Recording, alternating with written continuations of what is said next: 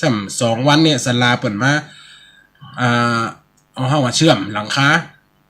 อยู่ตึ้มในวัดหนีไปอยู่ศาลาตั้งนอกหนีไปบ้านพ่องได้ยิบบวกยิบหว่อมเหี่ยวกำ2 กำนะพ่องกระโทมาสั่ม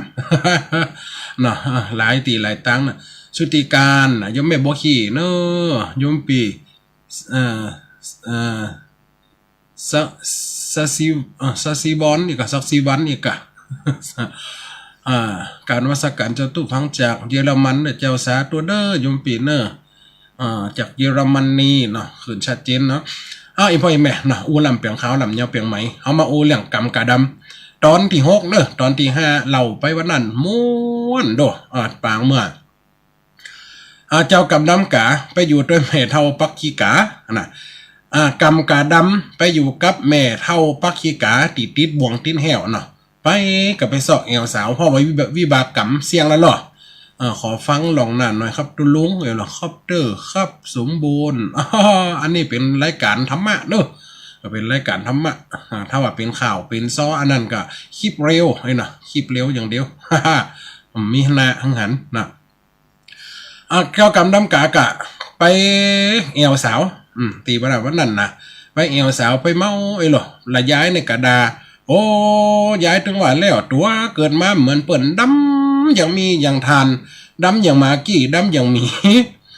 มึงอายเปิ่นก้ามาเอวหาห่างหาสาวไปจะเอาผมเต็มไปเอวได้หาห่างหาสาวเต็มใครได้เฮาเขาปุ้นปูตาขี้หมูกปูจันขี้ไข่ปูใจขี้ขาก้นมันไขได้แม่ปักขี้กาอีโลจะไปมาว่านี่กูอายุพอจะ80จะมาหาผัวคือกูไปเอาหยังหรอหรอชกเต้าเดาลมนี่หลังกองคอยอเหนียงคอเหนียงเต็มคอแพทย์อีโล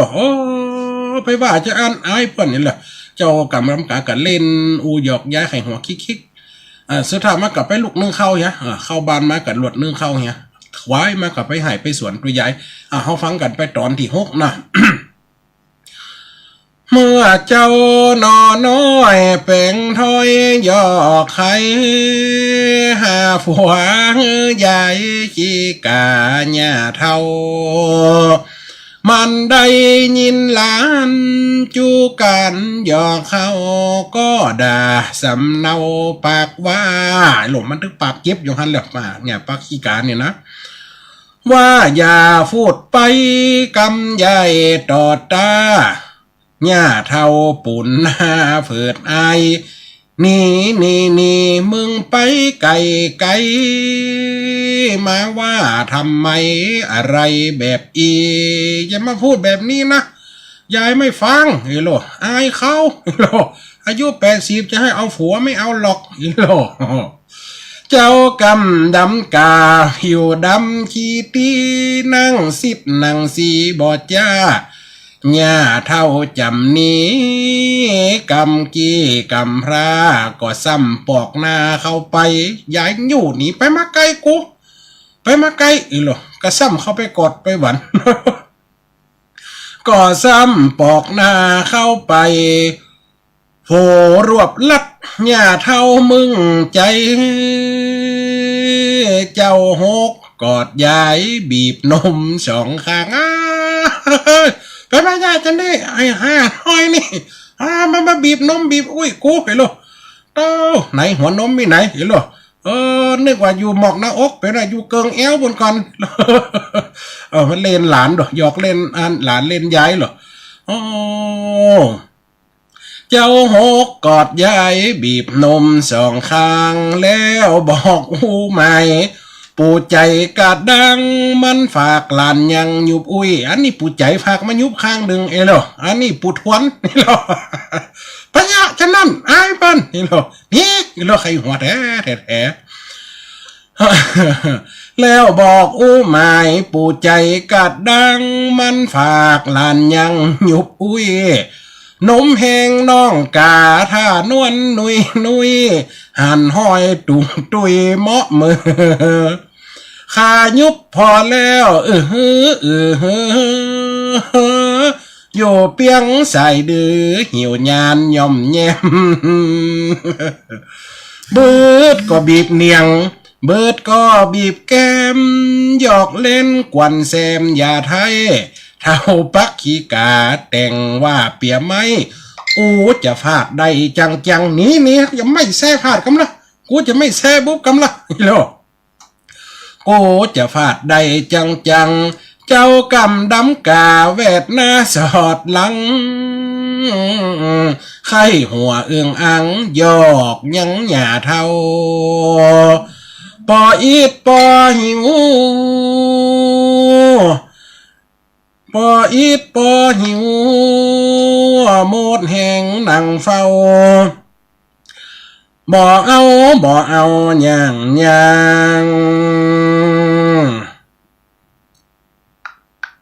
้าปากขี้กาไข่หัวปอข้างโลไข่หัวดันจะไหนกันได้เพราะมันคนมีผัวเป็นสาวเท่ามีผัวแล้วก็หลานก็มาเล่นเล่นกอดเนี่ยนะใครหัวตบไปตบมาเป็นญาจานเด็กกูจะเหี่ยวใส่สิ้นอีหลอเพิ่นหนึ่งว่าหนึ่งเนี่ยจกกะลีครับนะจกกะลีจกอุ้ยจกนมไอ้ห่านี่กูจะไม่บุ๊บแค่นั้นเนี่ยด่าก็ได้เจ้ากระซ้ำกอดคนแห้งคนเท่าก็แห้งละอ่อนเนาะโยมแม่สมศรีใจบุญเจริญพรเนอร์ก็อย่างนะKM คำพอดคำพรอีกอะใบสาครับจำผมได้ก็ครับก็หวานเนอได้ก่อนเบื้องหนึ่งให้รายการก่อนอันจัดรายการอันคนเท่ากันย่างในกระได้เนี่ยหมดแห้งนั่งเฝ้าบอกเอาย่างหญ้าปากขี้กาไข่หัวปอข้างกูจะกระดังกลางตึงนี่ละปวดกลางมันไข่หัวไปหนีไอห้าผีซึ่งได้หลานซึ่งตึงเลื่องหลังใจคาเกิดจะหอนเมื่อเปิ้นเอาใส่น้ำไหลเนาะอีปล่อยแม่เนาะให้กันมาสองบท3บทนี่มาไข่หัวไปแอวตังใดตามใจไอลากูข้านปากดาและกลางวันนอองสอดดงป่าแพะจ่าสวนช่วยย้ายถึงวันเมื่อกลางคืนนั้นนอจันบุญปันเอวสาวอูคานโฟดหันหลอดนี้นะกำขานคนสมัย70 จะหูกำว่าคานกำอูก็คือว่าสาบานไปอูสาวบ้านนี้เนาะไปสาบานหันสาบานนี้ว่าฮักแต่อย่า บนห้องว่าไปอูคานสาวเอวสาวอูคานโพดหันหลอดนี้เต้นนิดจากการทุกวันดังอีเจ้าหน่อมูนีหน่อไทยวันหนึ่งนั้นนา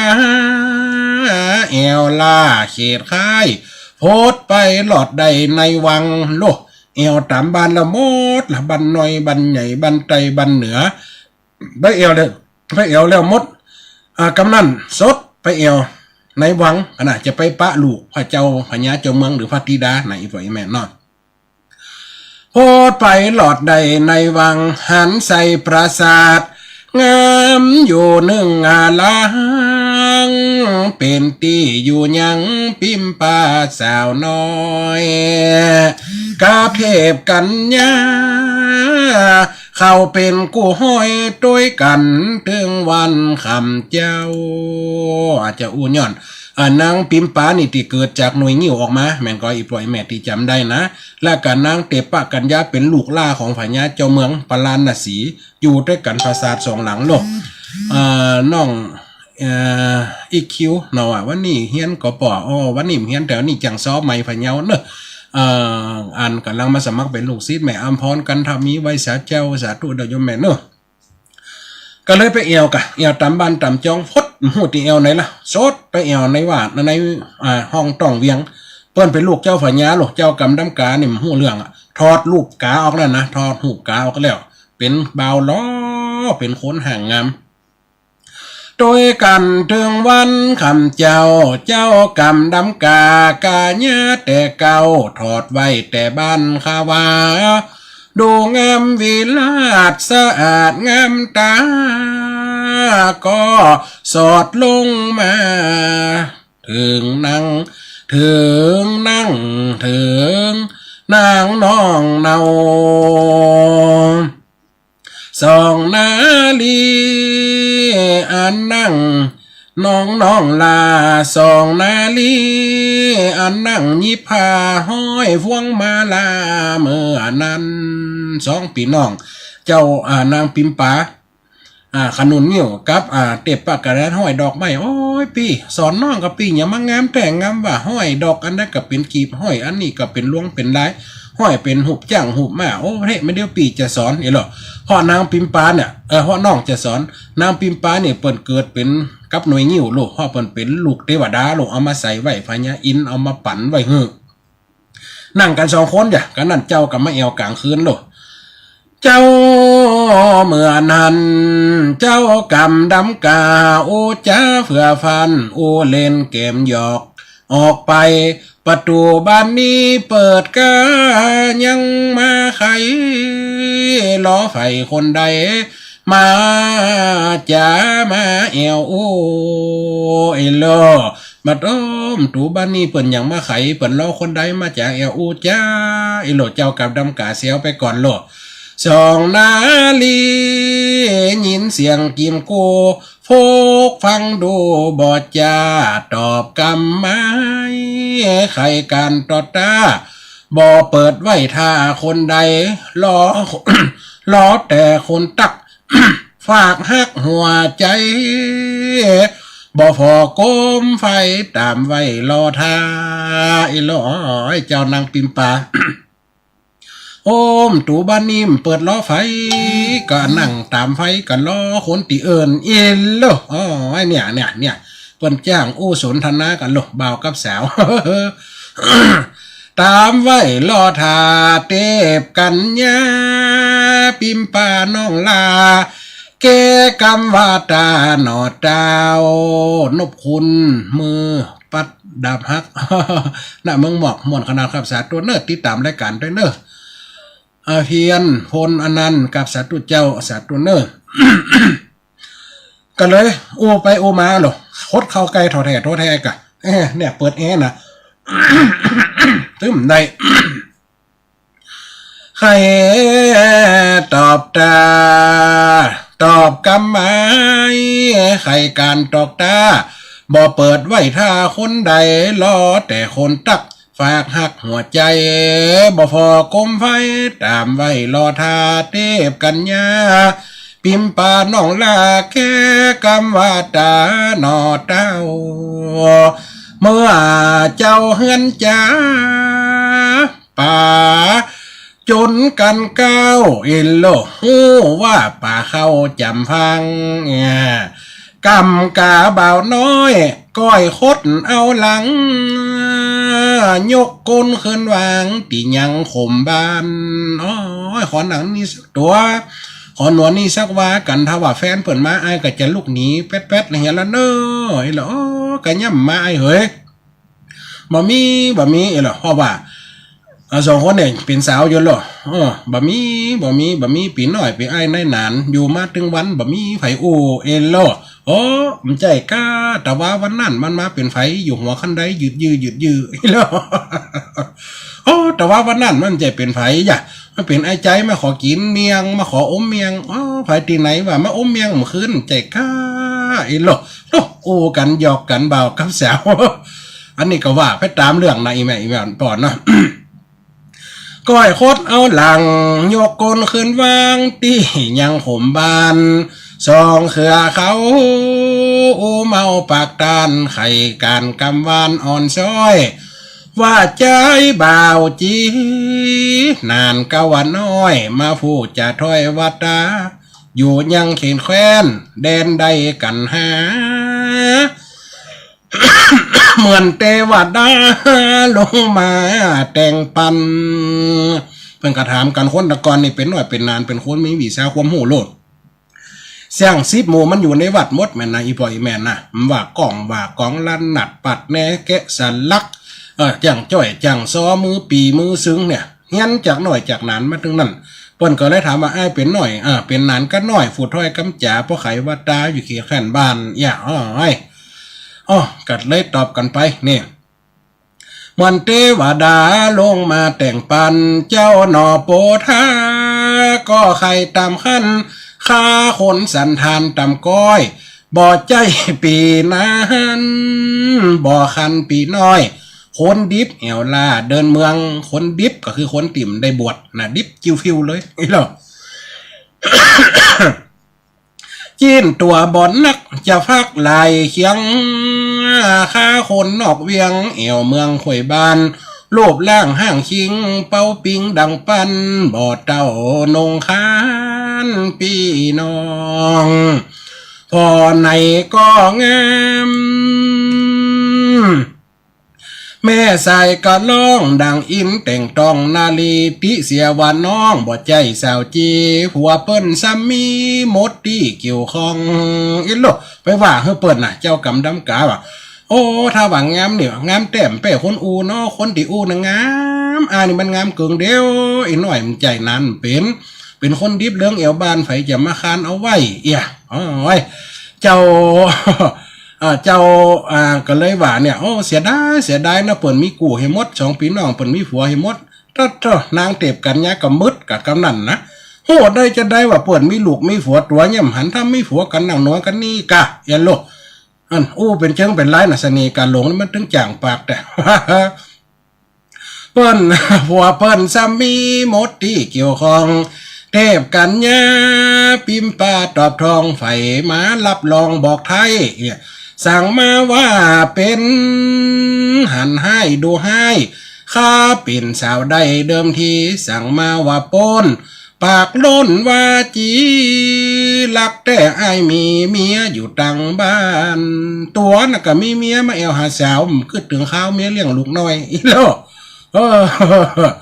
เพราะว่าเปิ้นมีผัวไผว่าสักเตี่ยเปิ้นสาวจีจุดลุดมันเคยเขาสุดห่มไผอีแหละจะไปว่าจะแหมซ้ำเน้อตัวน่ะมีเมียมีเมียแล้วไม่แอวแหวงบ่กึดถึงเมียแปงตั้งสาพระออมอีโลว่าให้กันจัดเจ็บนะอีพ่ออีแม่ถ้ามีเมียถ้าไอเนี่ยก็ถ้าไอมีเมียแล้วไอ้แม่มาอูนอย่าหยังเนี่ยยังบ่ระวัง คนอยู่ตั้งบ้านอย่าถ้าหยอกกันไปหยอกกันมาลักแต่ไอมีเมียอยู่ต่างบ้านบ่ดีเนอใจมาไข่ปักตันเป็นกำหุนหันว่ายอม2 นาลี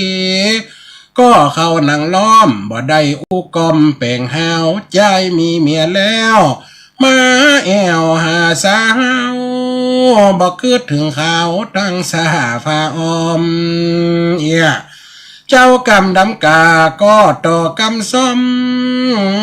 ก็ไม่ลิล้อมหวานไว้บ่มีเนอตัวน้องไทยหาในบ่ได้คนโซเกิดมาจากนี้บ่มีตัวโปตวายเมื่อตกโตจากนี่เขินเท่าเอ็นโลน้องเฮ้ย มีอันนี้ตึมมีอันนี้เกิดมาจากนี่บ่มีตัวโปตายเมื่อตกโตว่าจากนี่เขินเท่าตะกี้ก็ลงเฮียนมาละกรรมก็ถามมาตัวน้ำห้องโลกตัวตั้งออกบ้านห้องไอ้จะไปแอวสาวเนอเจ้าพ่อตกโตเอ็นโล ถามกำเตอว่าจะได้เมียก็มีอีหล่ะห้องกำร้อยห้องน่ะตกเตอน้องแก้วอีหล่ะตกโตน้องไข่อีหล่ะตกโตน้องคำน้อยอีหล่ะตกโตน้องฟองจันมันได้สักคนดักเสียบเขินเท่าดักเสียบเลยเขินเท่าแต่เนี่ยผมว่าเกิดมาจากนี่มีตัวโปตัวเมียตกโตจากนี่เขินเท่าผมว่าตกโตมันเติมขานตอบเลยมันได้เมียก็เปิดแล้วไอ้โลจุสาวนะเจ้ากำน้ำกามันขี้เล่นโลจากนี่เขินเท่าคงจะบ่มีปุรีเขินเบาไฟตึงบ่เอาไว้เจือเจ้ามาแอวใจในใจอาเครือต่างมาไฟทำเกย โบราณว่าไว้มันไกลหุ่มมาเฮ้ยเมินเจยนั่นจังจากใดเนี่ยกำเก่าปุ่นมันแต่หุ่มเฮยเมื่อเจอจังใดไอ้ก็มาใจเอาโน่อย่าโลก ถ้ายังกับอยู่ในเหตุการณ์แต่เสน่ห์การหลงในอย่างแต่งแต่นะเป็นยังหม่มแรงเนี่ยนะมอนมาใจนั่นจักใจนั่นจังจากใดคืนแรกขอลาเมื่อก่อนใจพุ่งจากมาใจแหมนั่นกันหนอโปทานลาสองน้องจานก็ปีกหอดบ้านในเฮือนเอาชุดกำกามาซุบห่มกายเฮือนในเอาชุดกำกามาซุบห่มกายแล้วก็ดังไฟตั้งให้หนึ่งเข้าปักขีกาอันเป็นญาเท่าก็บอกสำเนาหลานลักว่าให้กำกาอย่าไปเที่ยวนักอย่าไปลักของเปิ้นบ้านจองเฮาคนตำจ้าเน้อย่ำหน้าบ่ทองบ่ดีต่อลองดูดันปั่นถอยแอวเวงแต่งไปตามห้อยใหญ่ว่าบ่ใดแอวว่ายายบ่ว่าใดแอวเตอะนี่โอ้แอวแหวงลูกเฮ้ยไปตีนให้มือให้ไปลักของเปิ้นเน้ออันนี้เปิ้นสอนดีลูกสอนหลานยายว่าบ่ได้เอวเตอะอย่าแต่อย่าทำตัวเป็นเสียนเป็นเหอะเลอะเทอะมักจักบ่ดีเฮาคนเจ้าป่าพาเปิ้นลายสีคบคนเปิ้นมีเขาจังขี้หน้าเฮามอนคนตุกลูกเอ้ย พ่อกำมีแม่กำมีเอาไปเอาหาคนดีมีจื่อเปิ้นเป็นลูกเศรษฐีเศร้าข่อยคนรวยมีเงินเปิ้นจะจังหน้าว่าเฮาน่ะลูกเฮ้ยฟังอย่าสอนไว้เจว่าจ่าญาติจะหวงจะห้ามนะลูกนะเนี่ยถ้าย่ำฮักอยากกระตึงบ่สอนฟังเตือนในมอนแม่ย่าจักบอกเจ้าอีลูกเป็นข้าวเป็นเคี้ยน่ะ แม่กำอ้านแม่ปักขี้กากระสอนถ้าได้ฮักก็ฮักเพราะว่าจะได้ไหนๆก็ได้มาดูแลกันแล้วลูกเนาะต่างคนต่างมีลูกก็เลยมาขออันใดหลานเลี้ยงย้ำเท่านี่คบคนเปิ้นมีเขาจังขีนาส่วนกำดำกาก็ไว้รับค่าหลานอุปมาลูและบ่ดื้อยายเฮยเปื้อนเกยแต่และหลานก็ติดตามเขาได้แอวเล่นผู้เฮมันแล้วใจก็มาหายายช่วยงานการสร้างการค้ำลงแรงดาวเดือนสองข้างเจ้าก็หลักฟังแอวล้อมวันกับไปเนี่ยการช่วยแม่กำดำแม่ป้าขี้กาอย่าป้าขี้กามขึ้นป่นเจ้าหลักถอดลูกเอากำกาออกไปสอดแอวลูกหูกงามตามภาษา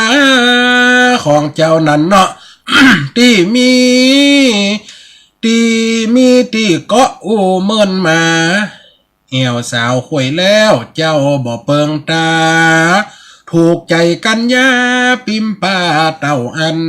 โลกไปแอวข่วยบ้านข่วยจองหักไฟสักคนไปเปิงใจน้องปิมป้าขนุนงิ้วที่เกิดจากหน่วยงิ้วมานั่นนะเจ้าก็ลงเฮือนออกไปจันถึงปราสาทวันลูกเท้าก็ไปอุจาถึงวันแต่เราทำเยี่ยงเข้าลายไปสี่ครึ่งปีถึงเปิ้งใจมาแอวหานายสองใบตูคาปิมป้าเอินถามกันยาออกหน้าไข้หัวเฮฮาคิกคัก เจ้ากำดำกาตอบสองน้องรักไข้พักตีนี่แปลงเฮือนมาพิษใจนักตัวข้าบ่เหมือนสองเจ้าดังเดือนลอยบนเมฆฟ้าอีลอยใจไอแต่น่ะยดเปิ่นสูงไข่อุ้มลูกจ้างก็กลัวแม่อันมันแลตัวบะจังน้ำใครเป็นหมอเหบ่หูว่าแค่เลิกก็ว่าตื่นอ้ายกับใครมาอยู่นี้ใครมานอนเนี่ยไอ้โลดไปได้ยังน้องเนี่ยยดเปิ่นสูง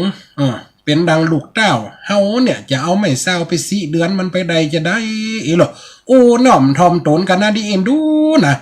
เจ้ากับดำกาเปิ้นจ้างโลเปิ้นจ้างพันเลาะกำปากเปิ้นม่วน ข้าแป่งเฮือนสองเจ้าดังเดือนลอยบนเมฆดันข้าคนตำซากคิดได้เต่าอันเหมือนกำโบราณเหล่าเก้าโยดตัวบ่อลายไข่หมายลูกเต้าดังเอาไม่เศร้าสีเดือนเฮาคนตำตุกกำพระนาเขียนบ่สมวงเวียนเปื้อนบ่พอหน้าตาหันได้เหมือนควายหันยาฟัดหุ่นไปมาแวดเหี่ยวเจ้าได้เปิ่นจ้างว่ากำนันนางปิมปากำนังกันยากับเมากะว่าจะอีไผจะเมาอีป่อยแม่แซมรอเฮโลงามอย่างคำหล่อเบา เนี่ยยศเปิ่นเป็นลูกเต้าเฮาอย่างกำเอาไม่เศร้าไปสีเดือนเฮาทนตำจ้ากำผ้าหน้าเขียนบ่สมวงเวียนเปิ้นบ่พรหน้าตาหันได้เหมือนควายหันยาพัดหนไปมาเวทหัวอีกอะเปิ้นพัดหนไปมา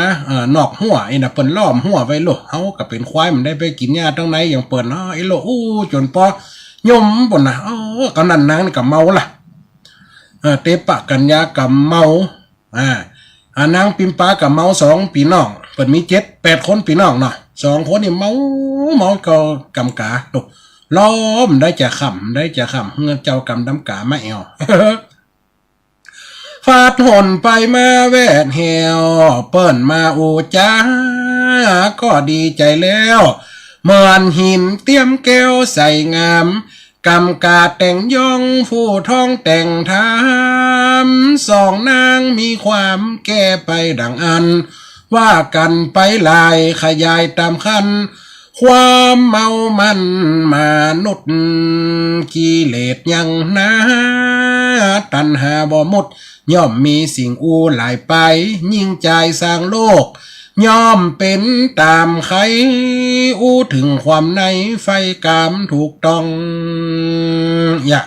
เอาเขาเมาลูกเนี่ยแม่ยิง กลายเป็นแม่ยิงใครได้ล่ำเห็นมั้ยเอาไปเอามาเกิดไฟราคะเกิดไฟกามจะลากเข้าห้องเต๊กกับ2 ปีนั่งอันนี้อย่ามาเป็นของไผจะเป็นของสันเสียดีๆอีโลเจ้ากำน้ำกากับ6แวดประสาทก็ซวยด้วยเขาจะ ทำไม่ดีไม่ไล่อีโลเจ้ากำน้ำกากับ6กับอกไม่ยิง2คนนี่จะได้นี่เขามีการยับยั้งสั่งใจเจ้ากำน้ำกาเป็นนอพุทธิสัตว์โลมาได้มันผิดศีลผิดธรรมน้องเฮ้ยกาเมสุมิสาจาราเวรมณีการพิษลูกพิษเมียถึงว่ามีผัวแต่พ่อแม่เปิ่นห่วงห้ามไปพิษลูกเปิ่นกับพิษนะอย่าเจ้ากับล่นแวดหอประสาทกะนี่ ถึงความในไฟกามตามทอง2 นาลีใครจักเข้าห้องหวังจะครอบครองบอดจาเจ้ากำดำกาว่าตึงบอดตาพิษที่ข้าเสียดายกันเรื่องหลอดเต้าพ่อเจ้ามาข้าเตี้ยงว่ำวายตายเพราะความบาเจ้ากำดำกา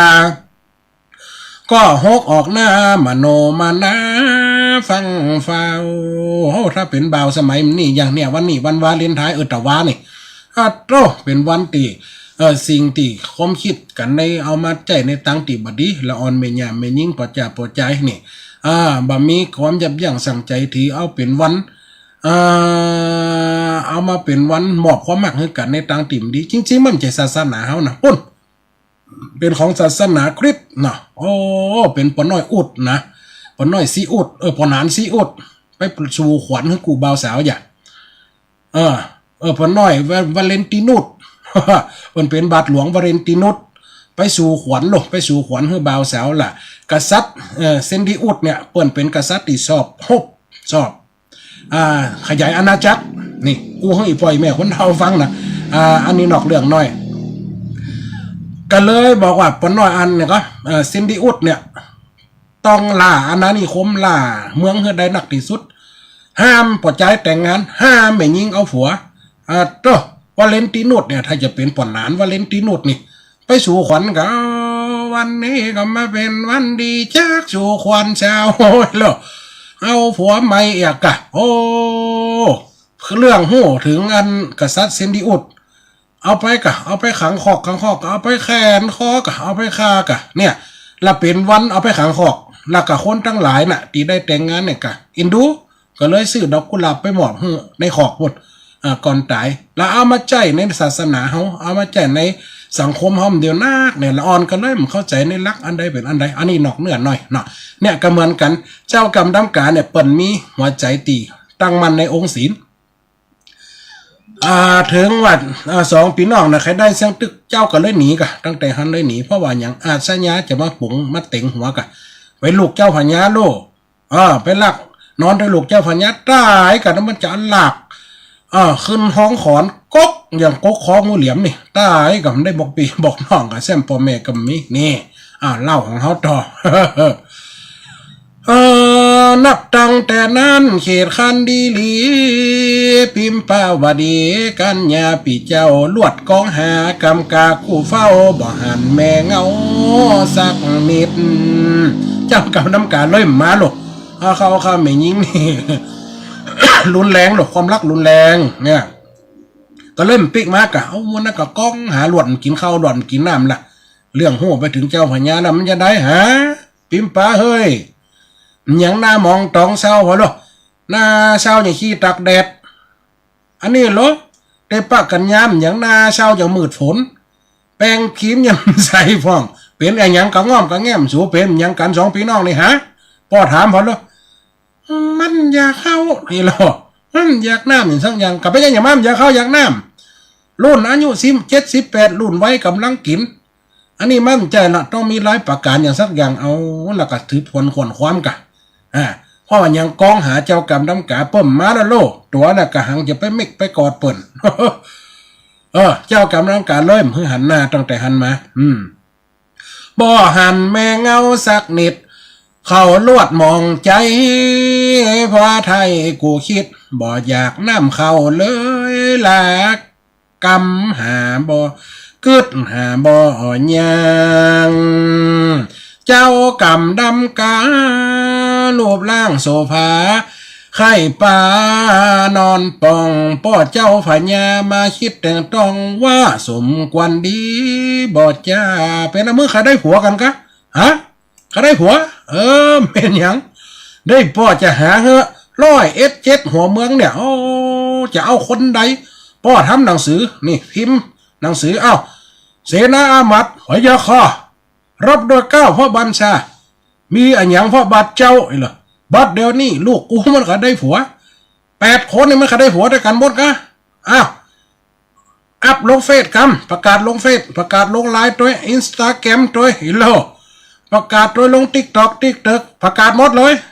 ว่าประเดี๋ยวนี้ลูกเจ้าพญาปลาณสีคนใดใครได้เอาไปเป็นลูกเป็นเมียเอาไปเลยฮิโล แต่มีคำถามไว้3 ข้อถ้าคนได้ตอบได้ยกเงือเลยถึง8 คนนี่ดูถ้าตัวพญากระใจใหญ่นะพญากระใจใหญ่นะจะเอา8 คนเลยเห็นหรอขนาดจัดรายการวิทยุกระเตะเป็นตีเป็นมือไอ้แม่มันยามเนาะช้อนก็ได้นะมือเนี่ยนะช้อนให้กำในวิทยุเต็มหันแต่ไล่สดได้เปิดหันอยู่นี่เจ้าพญาก็ไปคันได้ผัวเป็นหยังปอจะหาให้ประกาศไปหนังสือ ราชสาร เต่าสัตว์เติมเนี่ยเอามาพิมพ์พ่อเจ้าพญามาคิดแต่งตองว่าสมควรดีบ่จ้ามีลูกสาวงามเราหยาดฟ้าเป็นยิ่งใหญ่หน้าถึงวันพ่อเยี่ยงรู้ตำเปลือกกินซานเลยห้องนงคานเขานั่นเขาเฝ้าว่าจะเป่าไข่ไปทั่วเขตดาวในเมืองเราต่างค่ายไฟประสงค์ไข่ได้ลูกไทยไปเป็นกู้อายนอนปิงเป็ดยิงลูกเต้าเลือกเอาเป็นจริงเป็นสาวสิงเลือกอิงแนบคางเสนาทหารเปล่าไปข่อยบ้านหัวเมืองเนืองนั้นบ่จาโรนี่ประกาศเสียงประกาศตามสายอันไหนป่าเมืองเฮาพราณสีนี่เดี๋ยวพญาเจ้าเมืองเปิ้นจะให้ลูกสาวเอาผัวดูปอก้านายขายปอก้าวานิดโมเสนาอามาดลูกเต้าเข้าพญาเศรษฐีสาวข่อยคนมีเงินคนใดมีลูกเบาที่อายุรุ่นเราเขาเดียวกันเท่าแต้มเอา นี่จะห้องปอดเท่ามันทุกโลมาจะเลือกตัวเนอะจะฆ่าเปิ่นมีปัญหาไว้3 ข้อคนได้ตอบได้เอาไปเลยประกาศลงแหมเอาต่างบ้านแต่เมืองเอาขี่ม้าเร็วไปแหมเอาไปเมืองตักกะศรีลาหรอไปเมือง4 ปีหรอไปเมืองสะปะเมืองดอกเมืองน้อยเมืองใหญ่อุทลัดทะเลิดปากัดไปมดประกาศกะเอาเสนาอามัดประกาศข่อยบ้านเนื่องนั้นบทจ้าเจ้าปาลาเปิ้นมาต่อตาว่าไฟฆ่าคนใดเป็นกายหลอนล้อนบ่ผ่อนกฎหมายลักคณะก็เลือกใดยาจกขนผ่านอยู่จันตำใจขอเหือเป็นใจก็ตา เปิ้นมีปัญหาเฮือแกบ่จ้าได้นอนร่วมพานาลีเสนามาดข้าคนมนทีเป้าค่อยท่านี่เมืองตีไก่ไก่101ภาษามากันใจเจ๊กจีนมอนไทยละว่าลวกห่อม่านแก้วไหลมาซากูลาตำนาคนดำเร่อีกระบาดนี่ก็มาเลยจะมารักคู่นะจ้าไอ้โลอันนี้เหรอให้ยูโกเนี่ยไอ้ก็ทูสิงคโปร์ไอ้โลโอ้เป็นอย่าง101ภาษามาหมดเลยเวียดนามก็มาเด้ยดำหำเศร้าไอ้โลถามกันเป็นอย่างมาหมดโลนี่อย่างว่าตะกี้เจ๊กจีนมอนไทยเราว่าลวกห่อมันแก้วไหลมาซากุลาตำนาคนดำเหมือนดังป้อยใหญ่มาค่อยนานำฟ้องไข่ละบำเพลงสอไหวทาอิโลหมอนกับเต็งก้อนปัญหาไว้โลดหมายตอบปัญหาไข่ได้น้องลา8 นารีรวมซ้อนฟ้องก็เต้นวิดพรกะบีแบกตอนลำไทยอิโลมาสปะโลฟ้อนกันโลยูโดไทยเก๊กพวกเจ๊กเข้าใจตบลองเจิงไปบ่ฝากออกนาไอ้ละตบ